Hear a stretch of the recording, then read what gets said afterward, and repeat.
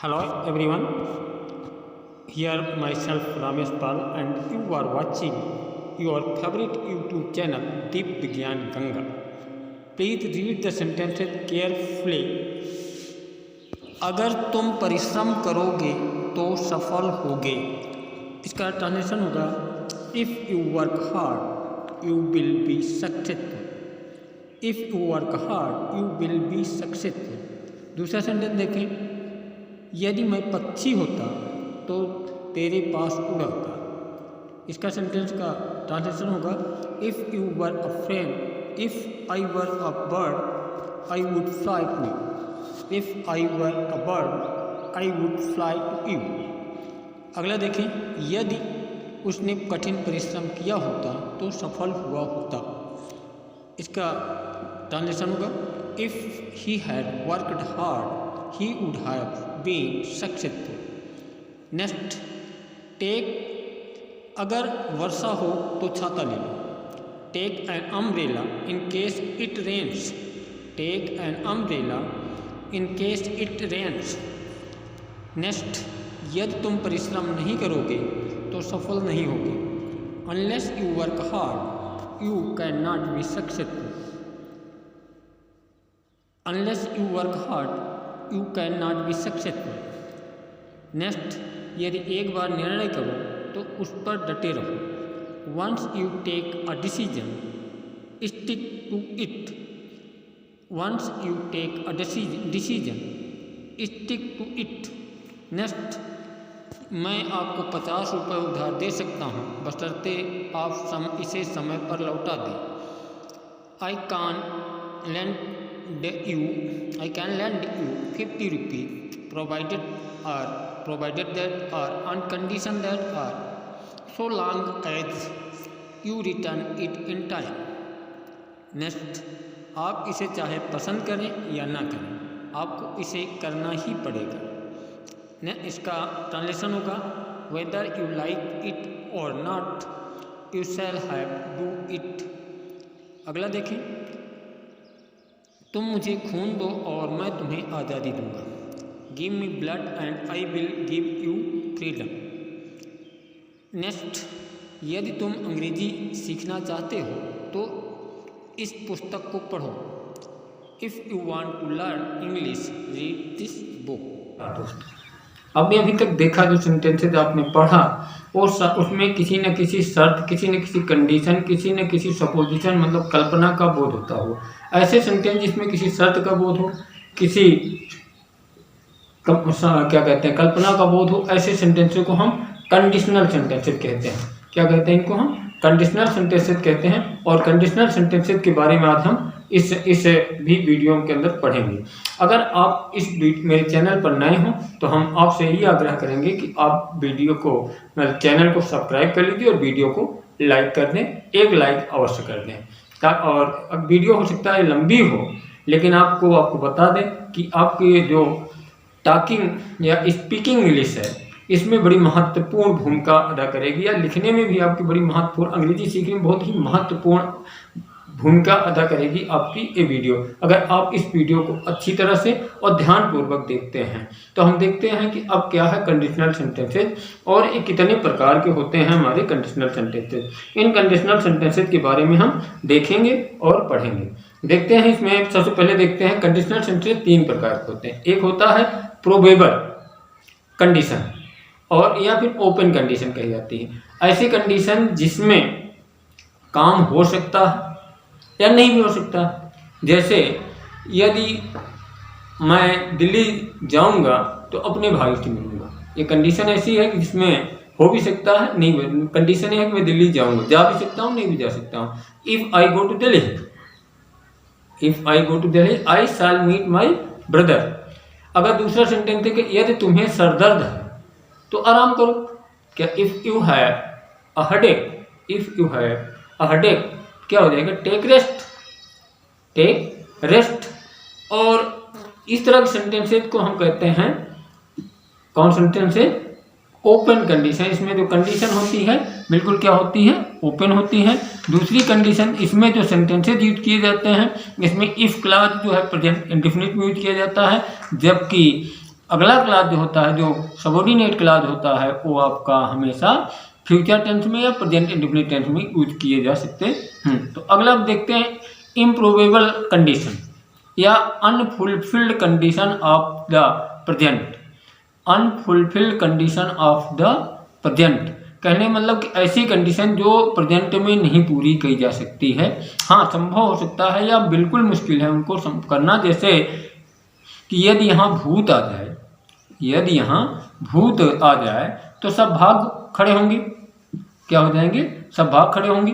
तो if a ghost appeared here, if a ghost appeared here all would flee away. अगर मैं पक्षी हो जाऊं तो तेरे पास उड़ आऊं। क्या होगा? If I were a bird I would fly to you. यदि नदी में बाढ़ आ जाए तो क्या? If the river overflowed what would happen. इस तरह के सेंटेंसेस में आप देखते हैं कि इसमें दो क्लास होते हैं, एक इफ क्लास है और दूसरा सबऑर्डिनेट उसका है। इसमें दोनों के दोनों सिंपल पास्ट में प्रयोग किए जाते हैं। किसमें? दोनों सिंपल पास्ट या पास्ट इंडेफिनिट टेंस में इनका प्रयोग किया जाता है, दोनों के दोनों क्लास। जब कंडीशन ऐसी हो जो अनफुलफिल्ड हो, यानी मतलब कि इम्प्रोबेबल हो, हाँ संभावना की बहुत ही कमी हो। दूसरी चीज ऐसे सेंटेंस जो इम्पॉसिबल सेंटेंसेस होते हैं। इम्पॉसिबल कंडीशन होती है, ये unfulfilled condition of the past होते हैं।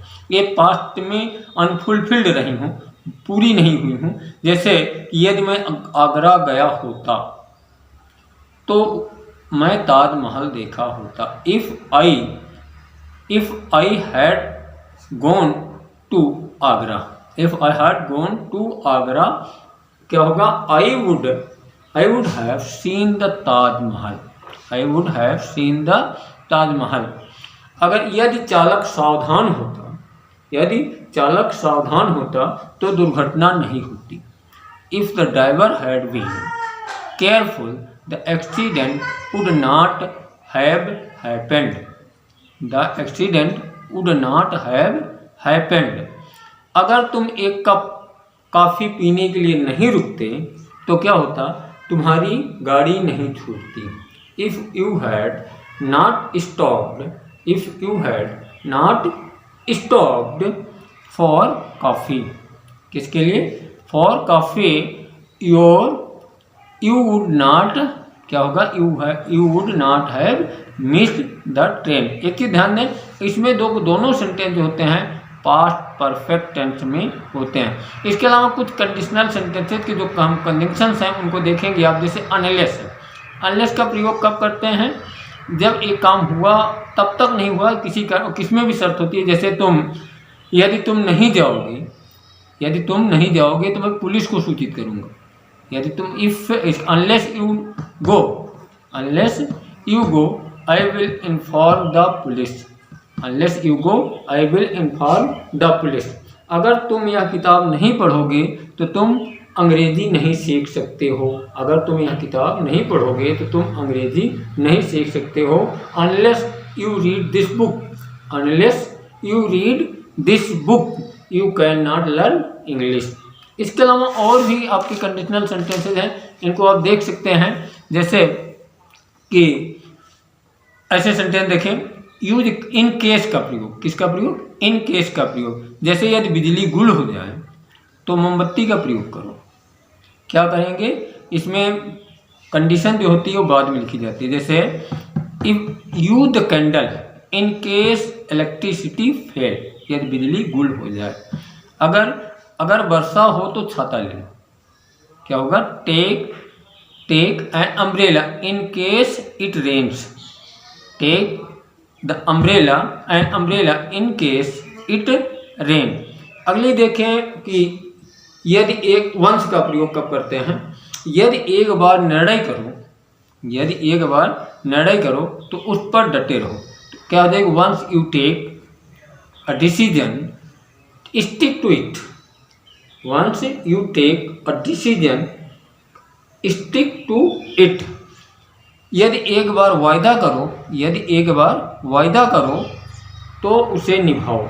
इसका क्या हो जाएगा? Once you make a promise keep it, अगला और प्रोवाइडेड या प्रोवाइडेड दैट का जो पिछले सेंटेंस में आपने पढ़ा कि प्रोवाइडेड दैट का प्रयोग कब करते हैं, बशर्ते के लिए।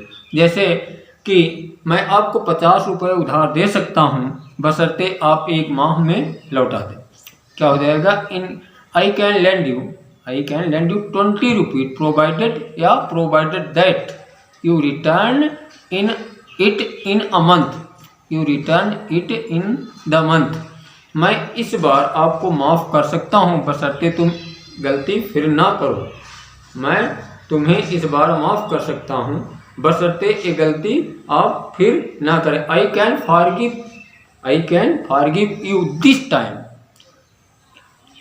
बशर्ते के लिए क्या लिखें, प्रोवाइडेड दैट या ऑन कंडीशन दैट का भी प्रयोग करते हैं। किसका, ऑन कंडीशन दैट का भी प्रयोग करते हैं। You don't commit this mistake, या इसके जगह as long so long as का भी प्रयोग करते हैं। जैसे आपको किताबें मिल सकती हैं बशर्ते आप उन्हें समय पर लौटा दें। आपको किताबें मिल सकती हैं बशर्ते आप उन्हें समय पर लौटा दें। इसके लिए क्या कर सकते हैं, you can get books so long as. क्या प्रयोग करेंगे, so long as you return them in time. इसके अलावा भी कुछ सेंटेंस है वेदर का प्रयोग किया जाता है, वेदर का प्रयोग। जैसे कि आप इसे चाहे पसंद करें या ना करें, इसे आपको करना होगा या करना पड़ेगा। क्या हो जाएगा, whether you like it or not, you shall have to do it. क्या प्रयोग करेंगे, you shall have to do it. अगर चाहे आप धनी हो या ना, आपको जुर्माना देना ही पड़ेगा। चाहे आप धनी हो या ना हो, आपको जुर्माना, वेदर यू आर रिच और not, you shall have to pay a fine. You shall have to pay a fine. इसी प्रकार आपके लिए हम और भी जो है कंडीशनल सेंटेंसेज हैं, सपोज या सपोजिंग का प्रयोग करते हैं। मान लो कि तुम्हें लॉटरी लगे, मान लो तुम्हें लॉटरी मिले तो तुम क्या करोगे, ये भी सेंटेंसेज हैं। इसमें सपोजिशन का प्रयोग है, suppose you own a lottery what would you do.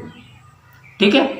और इसके अलावा कुछ सेंटेंसेज ऐसे भी होते हैं जिसमें केवल 2 क्लॉज लेट के साथ प्रयोग किया जाता है। जैसे आप उसमें मान लेते हैं, मान लीजिए यह वृत्त, क्या, let it be a triangle या circle, let it be a circle. और भी सेंटेंसेज हैं।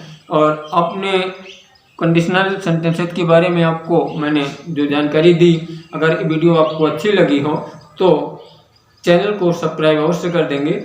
और आप कमेंट बॉक्स में इस वीडियो के बारे में अवश्य लिखें ताकि मैं वीडियो में थोड़ा सा सुधार कर सकूं। और अगर आपको वीडियो अच्छी लगी हो तो मैं इसके लिए आप कमेंट करेंगे, और जिस भी कमी लगी हो आपकी वीडियो में उसे सुधारने का एक मौका अवश्य दें। आप वीडियो को चैनल को सब्सक्राइब करके वीडियो को लाइक कर दें। आपने वीडियो को अंत तक देखा, इसके लिए धन्यवाद।